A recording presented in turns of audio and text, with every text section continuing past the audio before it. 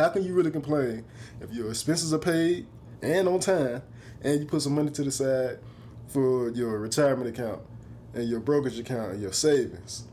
If you don't have any money left over after that, you cannot complain. You are winning. I promise you are winning. All right, family. I know it's been a long time coming. It's been a minute since I posted a video. I had to get myself together. I had to get organized. Had to gain some structure, right? But we back. So today, I'm going to explain how you pay yourself first. Now, I'm all about being realistic, so I won't just tell you a whole bunch of stuff and make it sound good. And you're like, I can't even do that. It's unrealistic. So I'm going to be realistic, all right? So when I say pay yourself first, of course you want to pay your bills first, or your expenses. Rent, mortgage, car note, car insurance, groceries, stuff for your kids, all this stuff. Once you pay all this stuff, then you want to feed your investment accounts and your savings accounts, right? Now, I always preach on this. At the very least, you need to have an emergency fund, which is your savings account, preferably a high-yield savings account so you can gain more interest on your money. And you need a retirement account. If you work for a company, you got a 401k. Check with them to see how the numbers are looking on the 401k. And if you're like me, you're self-employed, you have a Roth IRA or a traditional IRA.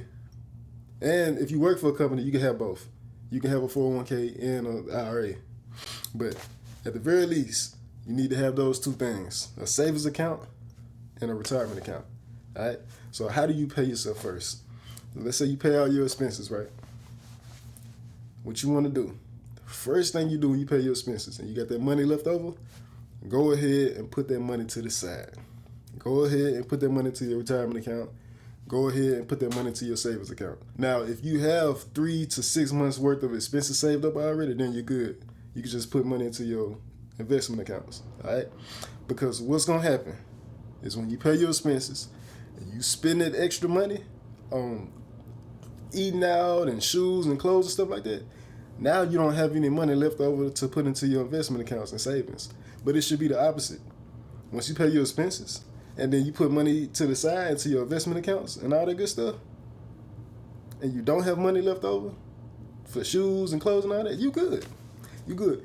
What side would you rather be on? To say I don't have enough money for my investments and savings, or I don't have enough money to buy these shoes and clothes and stuff? Because if I pay all my expenses and then I put money to the side, put money in my investment accounts and savings accounts, and I don't have any money left over after that, I'm good. How can I really complain? How can you really complain if your expenses are paid and on time and you put some money to the side for your retirement account and your brokerage account and your savings? If you don't have any money left over after that, you cannot complain. You are winning. I promise you are winning. Now, if you are struggling to pay your expenses and you break even, like when you pay your expenses, you have no money left over, or if you barely need it, like if your expenses are $3,000 a month, but you only making $2,900 a month, like you living in the red, two main things you can do. Really, the only two things you can do: make more money or cut your expenses. Most of the time, if you look through your budget, you can cut something, cut your expenses. And if you're like, nah, I don't want to cut anything, then you make more money. But that is how you pay yourself first. Pay yourself first. Don't go out and pay these other companies first, these other businesses first. Don't pay them first. Pay yourself first. You owe it to yourself. You work hard for your money, right? Especially if you hate your job. I hear that a lot of times, people hating their job.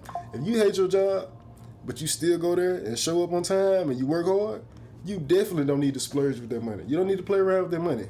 Spend your hard-earned money on yourself. If you got it like that, if you really have a lot of money, then you definitely need to pay yourself first, then pay your expenses. But if you want to be realistic, pay your expenses, then pay yourself first instead of paying these other businesses first. All right? That's what paying yourself first means. All right?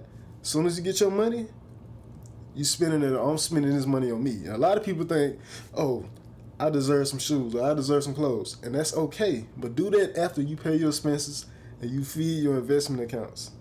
Let's be realistic. That's all I want to say. That's how you pay yourself first.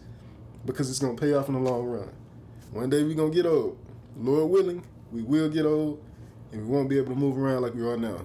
You can look back and say, you know what?